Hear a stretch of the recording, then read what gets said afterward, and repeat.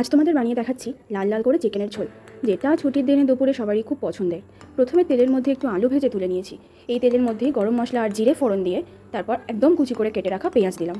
আর এই পেঁয়াজের মধ্যে নুনটা পেঁয়াজ মজে আসার জন্য আর চিনিটা দিলাম যাতে লাল করে পেঁয়াজটা ভাজা হয়। তারপর রসুন কুচি দিয়ে ভালো করে নাড়তে থাকি। এরপর পেঁয়াজটা ব্রাউন হয়ে এলে তাতে আগে থেকে ম্যারিনেট করে রাখা চিকেনটা দিয়ে দিলাম। এরপর নাড়তে থাকছি। এখন বলি, আগের দিন রাত্রিরে নুন, হলুদ, লঙ্কার গুঁড়ো, জিরের গুঁড়ো, ধনের গুঁড়ো, দই, একটু ভিনিগার দিয়ে চিকেনটা ম্যারিনেট করে রেখেছিলাম। কষানোর সময় চিকেনটার মধ্যে কয়েক টুকরো পেঁপে অ্যাড করেছি, এতে চিকেনগুলো বেশ ভালো সেদ্ধ হয়।